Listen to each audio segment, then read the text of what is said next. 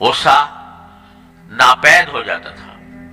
اور جیسا میں نے عرض کیا پچھلی مرتبہ کہ اگر کسی کو بعض اوقات ڈانٹنا پڑتا ہے تو اس کو اس کا طریقہ حضرت نے یہ بتلایا کہ اشتعال کی حالت میں نہ ڈانٹو، بلکہ جب ٹھنڈا ہو جائے اشتعال تو اس وقت چاہے مصنوعی غصہ کرنا پڑے تو مصنوعی طور پر کر لو، لیکن غصے کا اظہار حد تک یہاں زبردستی کرنی ہے. اور کاظمین الغیظ، غصے کو پی جانے والے، بل عافین عن الناس. تو بہرحال جو ارشاد ہوا ہے حدیث میں جو آپ نے مانگا وہ یہ کہ ایمان عطا فرما جو حسن خلق کے ساتھ، اور حسن خلق کا واحد معیار سنت، اتباع سنت، واحد معیار بالکل جچا تلا معیار وہ سرکار دو عالم صلی اللہ علیہ وسلم کی سنت ہے. آپ کے اخلاق، آپ کی رحم دلی، آپ کی مروت، آپ کا لوگوں کے ساتھ برتاؤ، ازواج کے ساتھ برتاؤ، اصحاب کے ساتھ برتاؤ، دشمنوں کے ساتھ برتاؤ، یہ سارا کا سارا نبی کریم صلی اللہ علیہ وسلم کی سیرت میں موجود ہے. اس کو پڑھنا ضروری ہے اور کچھ وقت نکال کر اپنے گھر والوں کے ساتھ بیٹھ کر سیرت کے ان ابواب کا مطالعہ کرنا چاہیے. اور اس سے خود بخود سرکار دو عالم صلی اللہ علیہ وسلم کے احادیث میں خود ایک نور ہے، وہ جب پڑھی جائے گی تو انشاءاللہ وہ نور بھی منتقل ہوگا. تو یہ دو باتیں ہو گئی، صحتاً فی ایمان و ایماناً فی حسن خلق. آگے فرمایا وَنَجَاحًا تُتْبِعُهُ فَلَاحًا، ایسی کامیابی عطا فرما جس کے پیچھے آپ ہمیں فلاح بھی عطا فرمائیں. ابھی عجیب مسئلہ ہے، جب ہم نجاح کا ترجمہ لغت میں دیکھو تو کیا ہے؟ کامیابی. اور فلاح کا ترجمہ دیکھو کامیابی. تو اگر اس کا وہ لغوی ترجمہ کریں تو یہ ہوگا کہ ایسی کامیابی عطا فرما کہ جس کے پیچھے کامیابی ہو. تو یہ کیا مطلب ہوا؟ اصل میں ہماری بیچاری زبان جو ہے اردو ہو یا کوئی اور زبان، وہ اتنی تنگ دامن ہے کہ ہم کوئی اور ترجمہ اس کا ہمارے پاس ہے نہیں. اس واسطے ہم نجاح کا ترجمہ بھی کامیابی کرتے ہیں، فلاح کا بھی ترجمہ کامیابی کرتے ہیں. لیکن حقیقت میں دونوں چیزوں میں بڑا فرق ہے. اس کو اس طرح مثال سے سمجھیے کہ نجاح تو یہ ہے، کامیابی جو پہلی والی ہے نجاح، وہ کامیابی یہ ہے کہ آدمی جو چیز چاہ رہا ہے وہ اسے مل جائے. کامیابی ایک آدمی ہے، وہ فرض کرو کہ ایک ملازمت چاہتا ہے کہیں پر، اب وہ دعا کر رہا ہے اور کوشش کر رہا ہے، کوشش میں لگا ہوا ہے، مل گئی ملازمت تو کیا ہوا؟ کامیابی ہوئی، نجاح ہوئی. ملازمت پہ پہنچنے کے بعد وہاں دل نہ ملا، افسر جو ہے وہ ایسا مل گیا جو کھال کھینچنے والا اور محنت زیادہ، ضرورت سے زیادہ لینے والا، طاقت سے زیادہ لینے والا. وہاں جا کر زندگی عذابی ہو گئی. تو نجاح تو ہوئی، کامیابی تو ہوئی، لیکن فلاح نہ ہوئی، کیونکہ جا کے مصیبت میں پھنس گیا. جس مصیبت جو مانگ رہا تھا اس کا انجام جو ہے وہ برا نکلا. تو کامیابی پہلی والی تو ہوئی، نجاح والی، لیکن فلاح نہ ملی کیونکہ انجام بہتر نہیں ہوا. کوئی آدمی ہے وہ مانگ رہا ہے کہ اللہ مجھے مانگ کیا رہا ہے، کوشش کر رہا ہے مجھے انتخابات میں جیت جاؤں اور میں قومی اسمبلی کا ممبر بن جاؤں، اور وہ اس کام کے لیے رات دن ایک کیے ہوئے. وہ ہو گیا کام، یعنی جیت گیا. تو کیا ہوا؟ کامیابی حاصل ہو گئی، نجاح حاصل ہو گئی، لیکن وہاں جا کر مبتلا ہو گیا رشوت ستانی میں، مبتلا ہو گیا کسی ایسے حاکم کے ساتھ، اس کا واسطہ پڑ گیا جس نے اس کی زندگی عذاب کر دی، تو نجاح تو ہوئی لیکن فلاح نہ ہوئی۔ تو فلاح اس کامیابی کو کہتے ہیں جس کا انجام بھی بہتر ہو، اور ایسی کامیابی جو معمولی کسی کام کو آدمی چاہ رہا تھا وہ مل گیا اس کو، تو وہ داخلہ مل گیا، داخلہ چاہ رہا ہے کہیں کسی یونیورسٹی میں، کسی کالج میں، کسی مدرسے میں، اب اس کے لیے کوشش کر رہا ہے، بھاگ دوڑ کر رہا ہے، سفارشیں کر رہا ہے، وہ داخلہ مل گیا تو کیا ہوا؟ کامیابی ہوئی، نجاح ہوئی، لیکن وہاں جا کر ماحول ایسا ملا کہ وہ ساری تعلیم برباد ہو گئی، وہ جگہ ایسی تھی، تو نجاح تو ہوئی، فلاح نہ ہوئی۔ کسی آدمی کا کوئی چیز کھانے کو دل چاہ رہا ہے کہ اللہ یہ مل جائے مجھے، وہ مل گئی، اور مل گئی اور مل کے کھا بھی لی تو نجاح تو ہو گئی، لیکن اس سے پیٹ خراب کر دیا، اور اس کے نتیجے میں اس کو طبیعت جو ہے بالکل خراب ہو گئی، دست آنے لگے، بخار ہو گیا، تو نجاح تو ہوئی لیکن فلاح نہیں ہوئی۔ تو قرآن کریم میں جہاں جہاں بھی اللہ تعالیٰ نے کامیابی کا ذکر فرمایا ہے تو کہیں نجاح مجھے یاد نہیں پڑتا،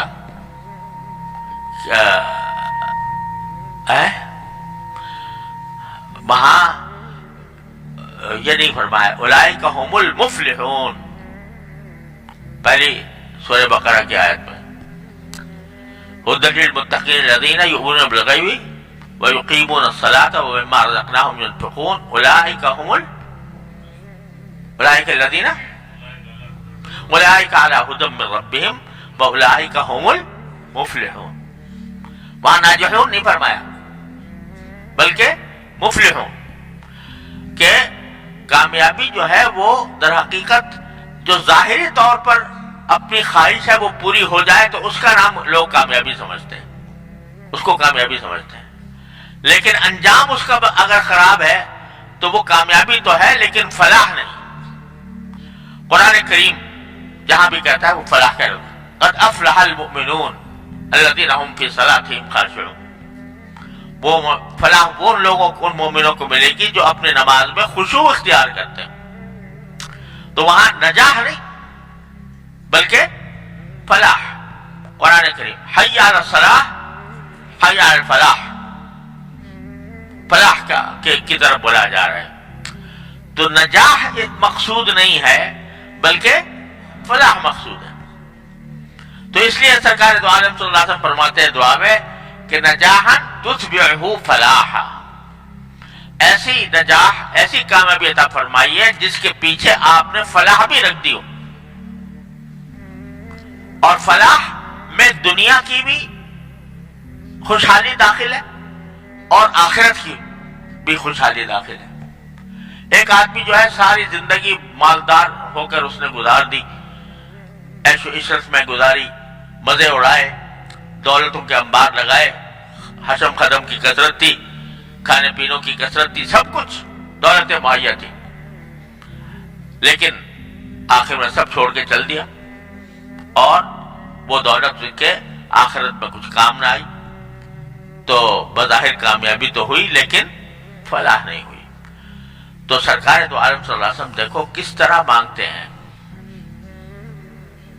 کس طرح مانگتے ہیں کہ مانگنے کی چیز کیا ہے، صرف نجاح نہیں بلکہ وہ نجاح جس کے نتیجے میں فلاح حاصل ہو۔ فلاح کا لفظ جب میں کب ترجمہ کر رہا تھا قرآن کریم کا، خاص طور پر انگریزی میں، تو اردو میں بھی سب ترجمہ میں لکھا ہوا ہے وہی کامیاب ہے، وہی کامیاب ہے، اور انگریزی میں بھی سکسیسفل، اور یہ کہ بھئی جو کامیاب وہ لفظ استعمال کر لیتے ہیں۔ بہت کوشش کی کہ کوئی لفظ ایسا ملے جو فلاح کا صحیح مفہوم ادا کر دے، نہیں ملا، نتیجہ ہے کہ مجبور ہو کے وہی لفظ استعمال کیا. لیکن حقیقت میں فلاح کے اندر فلاح کے کا مفہوم یہ کسی لغت سے حاصل نہیں ہو سکتا. اس کا یہ ایسا لفظ ہے کہ جس کا کوئی ترجمہ نہیں ہے، یعنی ایک لفظ میں ترجمہ نہیں. زیادہ سے زیادہ اگر کر سکتے ہیں تو یہ کہ انجام بخیر ہونے کرنا، جن کا انجام بخیر، زیادہ زیادہ یہ کر سکتے ہیں کہ بھئی میرا انجام بہتر ہو، تو اس کو کہہ دو کہ فلاح حاصل ہو گئی. لیکن کوئی اور لفظ اس معنی کو ادا نہیں کر سکتا. صرف کامیابی کے کہنے سے وہ مفہوم ادا نہیں ہوتا. فلاح وہی ہے جو اللہ جل جلالہ اپنے فضل و کرم سے ہر چیز میں عطا فرمائے. اگر فرض کرو میں نے جو مثالیں دی ہیں اس میں، جیسے کہ میں نے مثال دی کہ ایک جگہ ایک آدمی ملازمت چاہ رہا تھا اور اس کو مل گئی تو کامیابی تو ہو گئی، لیکن وہاں جا کر دل نہیں ملا، پریشانی اٹھانی پڑی تو فلاح نہ ملی. ایسا ہو سکتا ہے کہ نجاح ہو فلاح نہ ہو، اور ایسا بھی ہو سکتا ہے کہ نجاح نہ ہو اور فلاح مل جائے. یعنی وہ مانگ رہا تھا کہ فلاں ملازمت مل جائے مجھے، اس کو وہ مانگ رہا تھا، وہ نہیں ملی تو کامیابی نہیں ہوئی. لیکن اس سے بہتر کوئی چیز مل گئی، کوئی اس سے بہتر ملازمت مل گئی، کوئی اس سے بہتر پیشہ مل گیا، تو کیا ہوا؟ کامیابی تو نجاح تو نہ ہوئی لیکن فلاح مل گئی. تو اس لیے مانگنے کی چیز جو ہے اللہ تبارک و تعالیٰ سے وہ کیا ہے؟ فلاح ہے. کہ فلاح اے اللہ عطا فرما، خوشحالی اور خوش انجامی، اس کا مرکب جو ہے وہ فلاح ہے کہ جس کا دنیا کے اعتبار سے بھی اس میں بہتری ہو اور آخرت کے اعتبار سے بھی بہتری ہو، وہ ہے فلاح. تو نجاحا تتبعہ فلاحا، تو ایک صحت مانگی ایمان کے ساتھ، ایمان مانگا حسن خلق کے ساتھ، اور کامیابی مانگی فلاح کے ساتھ. تو پتہ چلا کہ اصل چیز مانگنے کی، اصل چیز دوڑ دھوپ کرنے کی وہ فلاح ہے. اور جب ٹھیک ہے بعض اوقات انسان جس چیز کو اچھا سمجھ رہا ہوتا ہے وہ مانگتا ہے، کوئی حرج نہیں، مانگے، اور اس کی کامیابی بھی مانگے، کوئی حرج نہیں. لیکن ساتھ میں ایک قید لگا دے جو سرکار دو عالم صلی اللہ علیہ وسلم نے لگائی کہ اللہ ایسی کامیابی عطا فرما جس میں فلاح ہو. ایک آدمی چاہتا ہے کہ میری فلاں جگہ شادی ہو جائے اور دن رات اس کی کوشش میں لگا ہوا ہے، ہو گئی تو کامیابی ہو گئی. لیکن دل نہ ملا اور دونوں پریشان رہے تو کامیابی تو ہوئی لیکن فلاح نہیں ملی. اس کی جگہ کوئی دوسرا رشتہ ہو گیا، چاہے وہ خواہش کے مطابق تھا یا نہیں تھا، دوسری جگہ ہو گیا اور وہاں جا کر دل مل گیا، حالات بہتر ہو گئے تو فلاح حاصل ہو گئی اگرچہ نجاح نہیں ہوئی. لہذا جب بھی کوئی انسان مانگے تو ٹھیک ہے، یہ بھی کوئی حرج نہیں مانگنے میں کہ اللہ مجھے اس مقصد میں کامیابی دے دے، لیکن ساتھ ہی یہ کہ اس مقصد میں کامیابی فلاح کے ساتھ دے دے، اس کا انجام بھی بہتر ہو جائے، یہ مانگے. یہاں سے یہ بات معلوم ہو رہی ہے کہ سرکار دو عالم صلی اللہ علیہ وسلم اس بات پر متنبہ فرما رہے ہیں کہ جس چیز کو تم اچھا سمجھ رہے ہوتے ہو ضروری نہیں کہ ہمیشہ وہ تمہارے لیے اچھی ہو. لہذا مانگو ضرور، لیکن ساتھ اس کے یہ بھی مانگو کہ یا اللہ وہ مجھے دے دیجئے اور اس کا انجام بھی بہتر فرما دیجئے. دونوں چیزیں ملا کر مانگو.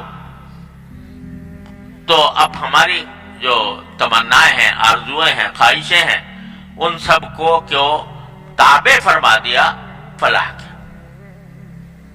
اور اسی طرف بلایا جاتا ہے حی علی الفلاح کہہ کر کہ فلاح کی طرف آ جاؤ، یعنی نماز سے تمہیں فلاح ملے گی، اس کے بغیر فلاح نہیں مل سکتی۔ اگر نماز چھوڑ دی اور سارے دنیا کے اللہ بچائے آدمی نماز سے غافل ہو گیا، ساری دنیا کی دولت مل جائے، اس کا بدل نہیں ہو سکتی، اس لیے فرمایا حی علی الفلاح۔ تو بھائی یہ تین چیزیں ہو گئیں، ایک یہ صحت ایمان کے ساتھ، ایمان حسن خلق کے ساتھ، کامیابی فلاح کے ساتھ۔ ایک ایک لفظ میں سرکار دو عالم صلی اللہ علیہ وسلم کی تعلیم ہے۔ یہ اللہ تعالیٰ اپنی رحمت سے ان تین چیزوں پر ہمیں عمل کی توفیق عطا فرما دے، اور یہ دعا ہماری دعائیں ایسی کر دے کہ وہ ہماری قبول ہو جائیں، تو انشاءاللہ اللہ تعالیٰ کی طرف سے نجاح بھی ملے گی، فلاح بھی ملے گی۔ بس چلو آج اتنا ہی، اللہ تعالیٰ اپنی رحمت سے اسی پر عمل کی توفیق عطا فرما دے۔ وصلی اللہ تعالیٰ علی خیر خلقہ سیدنا محمد۔